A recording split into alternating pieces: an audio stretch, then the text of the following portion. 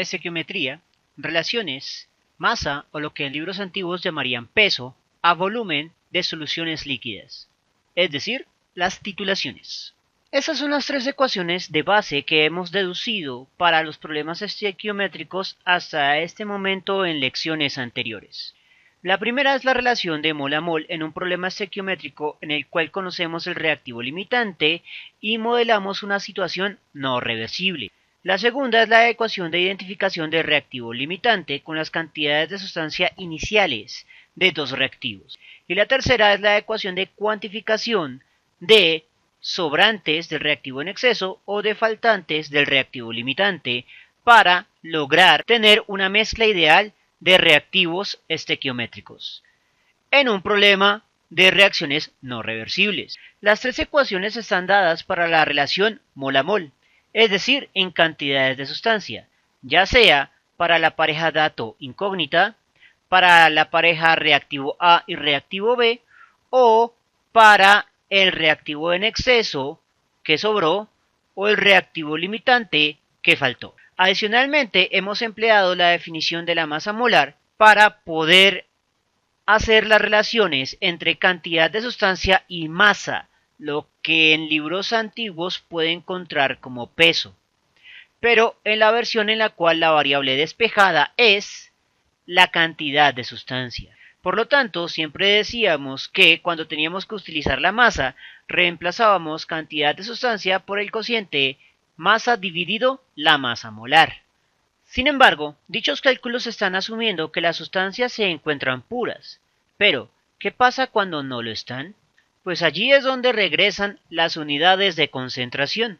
Después de todo, el siguiente escalafón en los problemas de estequiometría es cuando debemos relacionar las unidades de concentración, masa y cantidad de sustancia. La buena noticia es que no necesitamos resolver todas las unidades de concentración. Por tradición, solo hay dos situaciones generales importantes a tener en cuenta, o una, dependiendo del punto de vista: la titulación volumétrica y la gravimetría. Aunque algunas fuentes suelen colocar las gravimetrías como parte de las titulaciones. En cualquier caso, estos nombres coquetones simplemente se emplean para tratar de hacer algo rimbombante de relaciones estequiométricas de volumen, masa y cantidad de sustancia.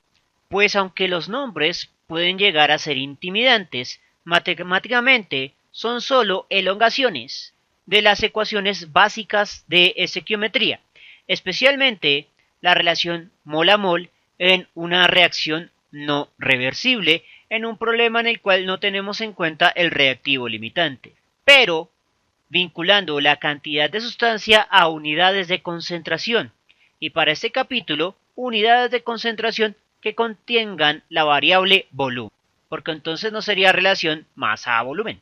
En esta lección nos enfocaremos en la titulación volumétrica y en la siguiente lección analizaremos la gravimetría. La titulación volumétrica, una mera introducción a los conceptos. La titulación, también conocida como titulometría y análisis volumétrico, es un método de laboratorio común de análisis químico cuantitativo empleado para determinar la concentración de una sustancia analito o incógnita a través de la estequiometría con una sustancia dato o titulador o titulante, que se prepara como una solución estandarizada de cantidades conocidas. Técnicamente pueden usarse cualquiera de las unidades de concentración que vimos en el capítulo de unidades de concentración, pero dado que tendemos a medir volúmenes, las unidades de concentración serán las volumétricas, como son la concentración masa a volumen, la concentración molar y la concentración equivalente. Históricamente, las titulaciones se realizaban empleando la concentración normal o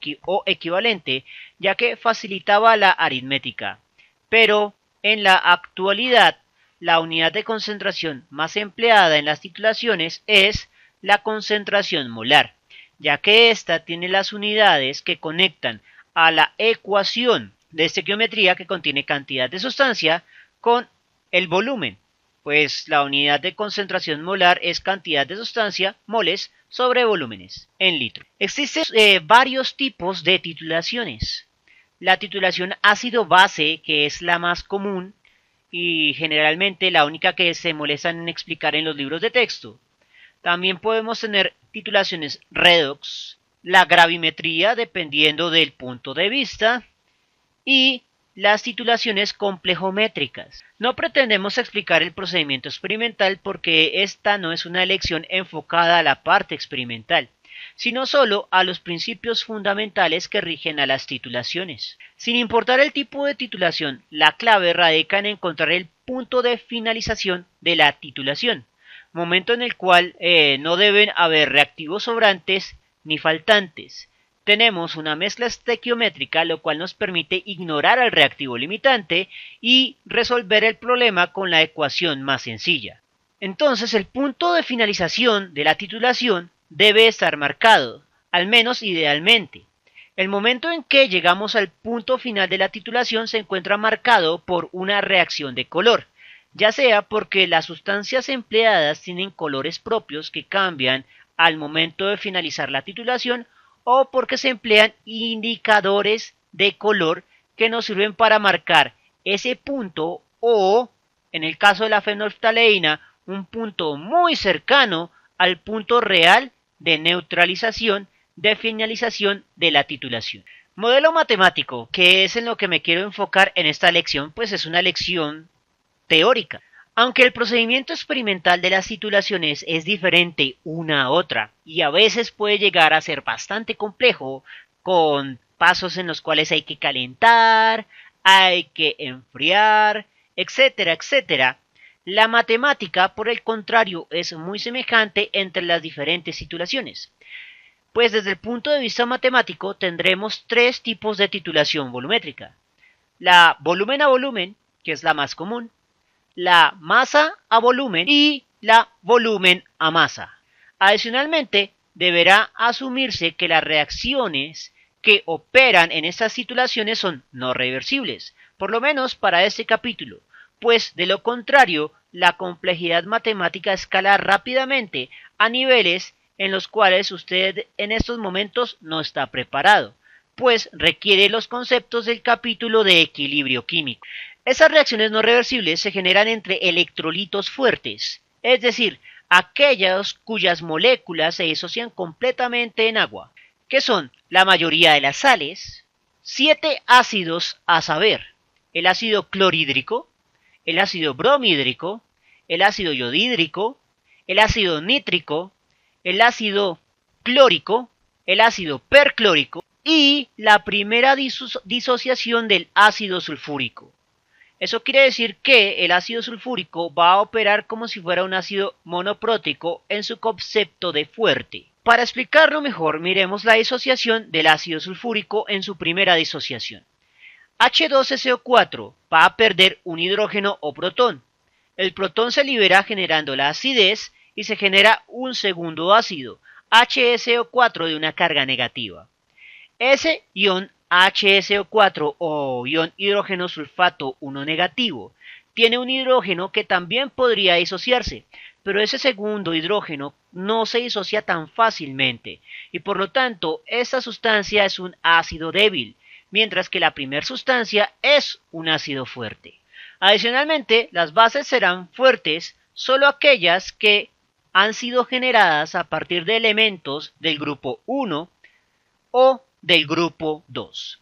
Los óxidos no se tienen en cuenta, debido a que cuando reaccionan en el agua van a generar hidróxidos, ácidos o van a mantenerse moleculares sin disociarse.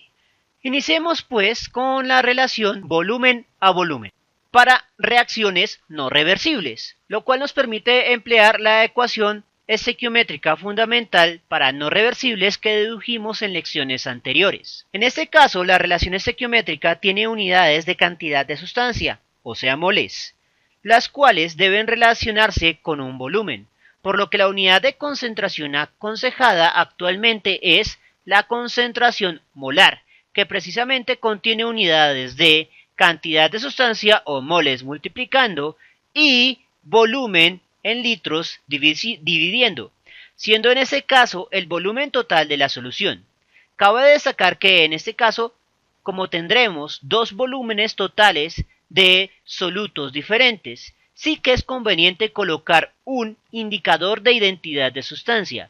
Pero recuerde que en este contexto, ese volumen no es el volumen del soluto, sino el volumen de la solución que contiene a dicho soluto. Dicho esto, hacemos como en el problema de la masa molar y despejamos la cantidad de sustancia, pasando el volumen total de la solución a multiplicar, con lo cual obtenemos el siguiente producto. La cantidad de sustancia se puede reemplazar por el producto concentración molar por volumen total de la solución. Y en este caso, como es una relación volumen a volumen, ejecutamos el reemplazo en ambos términos de cantidad de sustancia, el de la incógnita y el del dato. Con lo cual obtendremos la ecuación para la relación volumen del dato a volumen de la incógnita. La ecuación queda expresada tal cual debido a que podemos tener enunciados en los cuales nos preguntan por la concentración de la incógnita con un volumen de la incógnita conocido dado en el enunciado, o nos pueden preguntar por el volumen de la incógnita con una concentración de la incógnita dada en el enunciado. Para la relación masa a volumen usaremos tres ecuaciones. La cantidad de sustancia del dato deberá reemplazarse por la variable que contenga la masa del dato, y la cantidad de sustancia de la incógnita deberá reemplazarse por una que contenga el volumen de la incógnita. Así pues, reemplazamos del siguiente modo. La cantidad de sustancia de la incógnita se reemplaza por el producto concentración por volumen respectivo, y la cantidad de sustancia del dato se reemplaza por el cociente masa dividido la masa molar respectiva. De esta forma obtenemos una ecuación que nos permite calcular desde la masa del dato al volumen o concentración de la incógnita, pues pueden haber problemas con un enunciado para preguntar una u otra, y por eso no podemos despejarla. En la tercera relación usamos un procedimiento semejante que para la segunda, solo que en este caso la cantidad de sustancia de la incógnita se reemplaza por el cociente de masa dividido la masa molar, y la cantidad de sustancia del dato por el producto concentración del dato por el volumen del dato, dado que la masa molar es una constante. En este caso sí que despejamos la masa de la incógnita, pues la masa molar sería conocida y calculable a partir de la fórmula molecular, con lo cual obtenemos la relación volumen del dato a masa de la incógnita. Con eso obtenemos lo que se conoce como un formulario de ecuaciones, una serie de ecuaciones para problemas concretos. La clave es leer el enunciado del problema e identificar el caso para asociarlo con la ecuación respectiva. Vamos, no es muy distinto a lo que se hace en una relación de masa y cantidad de sustancia, aunque lo ideal es que usted pueda deducir la ecuación a partir del enunciado. Pero igual cualquiera de las dos rutas es válida. Miremos un ejemplo, pero esta vez lo resolveré con menos parafernalia de lo que lo he hecho en lecciones anteriores. Entonces dice así: en un experimento de titulación un estudiante encuentra que necesita 25,49 mililitros de una solución de hidróxido de sodio, masa molar 40 gramos sobre mol, para neutralizar 0,7137 gramos de ftalato ácido de potasio, masa molar 204,2 gramos sobre mol. ¿Cuál es la concentración en molar, mol sobre litro, de la solución de hidróxido de sodio? Asuma que el ácido y la base tienen una proporción estequiométrica 1:1. Entonces, en lo que me están preguntando por la concentración de una incógnita. Me dan el volumen de dicha incógnita y la masa del dato.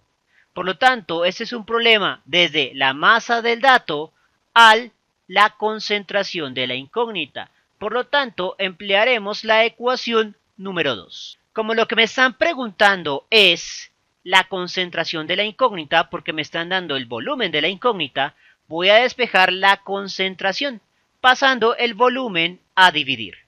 Una vez despejada la fórmula específica para este enunciado, lo que voy a hacer es iniciar dando identidad a la incógnita. La incógnita en este caso es la base hidróxido de sodio. Y comenzamos a resolver los términos de la incógnita. Primero, el volumen de ese hidróxido de sodio. Nos dicen que fueron 25,49 mililitros de ese hidróxido de sodio. Por lo tanto, lo reemplazamos. Ahora, el coeficiente estequiométrico del hidróxido de sodio. Nos dicen que la proporción estequiométrica es 1 a 1. Significa que ambos coeficientes estequiométricos valen 1 y se pueden cancelar de la ecuación. Posteriormente, ya terminamos con los términos de la incógnita, vamos con los del dato. La masa dada del dato, 0,7137 gramos de eftalato ácido de potasio. Y la masa molar, 204,2 gramos sobre mol. Hacemos análisis dimensional. Gramo que multiplica, gramo que divide, se cancelan. Mol que divide a una división pasa a multiplicar. Y mililitro estaría dividiendo. Pero esa unidad no me sirve, porque necesito litros en lugar de mililitros. Debemos hacer una conversión. Existen varias formas de hacer esas conversiones. Una que me parece particularmente práctica es cancelar mili y reemplazarlo por lo que vale en términos de una potencia base 10. Y la potencia base 10 que representa mili es 10 a la menos 3. Con esto, litros pasa a ser mayúscula y la unidad que queda dividiendo en efecto es litros. Ya tenemos mol sobre litro que equivale a la concentración molar.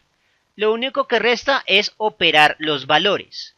Entonces sacamos la calculadora y dividimos 7137 dividido entre 25,49 por inverso log a la menos 3, modo a la derecha, por 204,2. El resultado los pasaremos para 4 cifras significativas, ya que todos los datos en este problema tienen 4 cifras significativas. El resultado va a ser 0,1371 molar de hidróxido de sodio, y molar es unidad de concentración molar. Por lo tanto, dimensionalmente, el último paso que se me había olvidado está correcto. Miremos un segundo ejemplo. Una muestra de 0,1216 gramos de ácido monoprótico se disuelve en 25 mililitros de agua y la solución resultante se titula con una solución de hidróxido de sodio al 0,1104 molar. Se requiere un volumen de 12,5 mililitros de la base para neutralizar el ácido.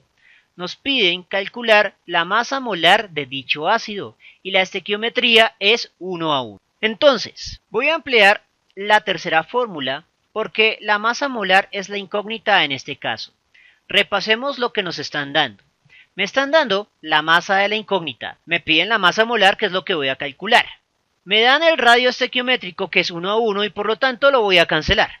También me van a dar la concentración del dato, en ese caso es la base, y el volumen de la base para neutralizar dicho ácido.